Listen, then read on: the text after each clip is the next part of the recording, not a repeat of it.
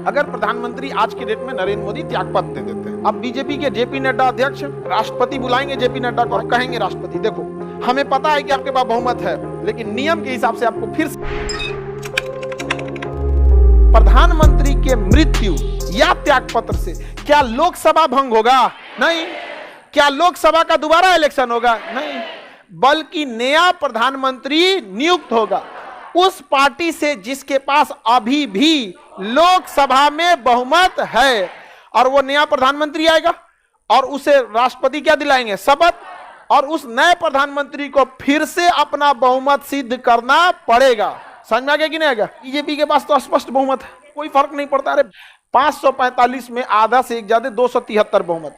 यदि आज के डेट में नरेंद्र मोदी इस त्यागपत्र दे देते हैं कि भाई हमरा से ना हो, सब जहां जाओ 15 लाख मांगता है, सब मत मांगना तुम लोग, यार किसी दिन घुस आ जाएंगे, दिक्कत हो जाएगा। यहाँ पे आगे बढ़े, किसी को दिक्कत?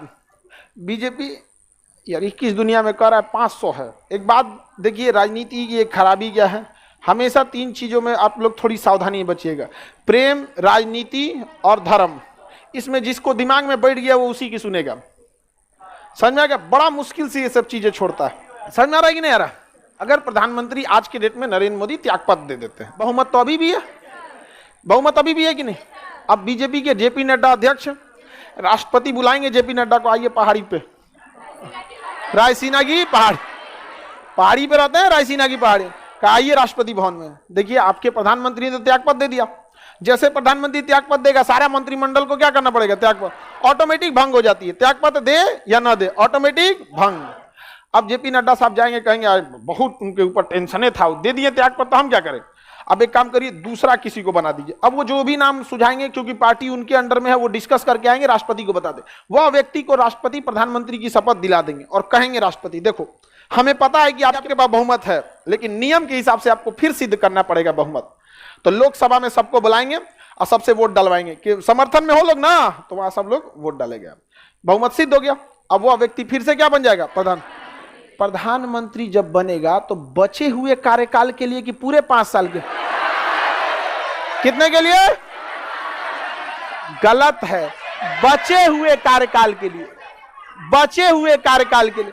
क्योंकि प्रधानमंत्री कोई बहुत स्पेशल पद संविधान के हिसाब से नहीं है, बल्कि प्रधानमंत्री का पद उतना ही दिन का होता है जितना कि लोकसभा का होता है। जैसे लोकसभा का चुनाव 2019 में हुआ था, अब 2024 में होगा। बीच में कौन मरा, कौन त्यागपत्र दिया, कौन पगला गया, कौन भाग गया, कोई मतलब नहीं है। लोकसभा अपना कार्यकाल पूरा करेगी, उसी के हिसाब से प्रधानमंत्री को भी अपना कार्यकाल पूरा करना पड़ेगा। और हमेशा बताएं कि जो स्पेशल लोग होते हैं उनके लिए 5 साल रखा जाता है।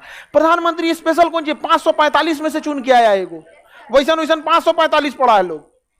प्रधानमंत्री को इसीलिए तो कहा जाता है समकक्षों में प्रथम, मतलब अपने बराबरी में वो सबसे सीनियर है बराबरी, लेकिन सबसे आगे है।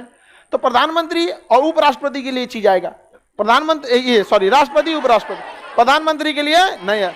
वो बचे हुए कार्यकाल को पूरा करने के लिए आएंगे। समझ में आ गया कि नहीं आएगा? अब नया प्रधानमंत्री आएगा तो राष्ट्रपति कहेंगे देखिए पहले का मंत्रिमंडल ठीक है काम कर रहा था, आपका मन जो है वो आप क्या करिए, नया मंत्रिमंडल को बनाना है तो नया मंत्रिमंडल बना लीजिए, या आप उसी में से किसी को रखना चाहते हैं तो थोड़ा सा 10%, 20%, 100% या वो मन का मन same to same copy paste कर सकते हैं। ये प्रधानमंत्री का अधिकार है।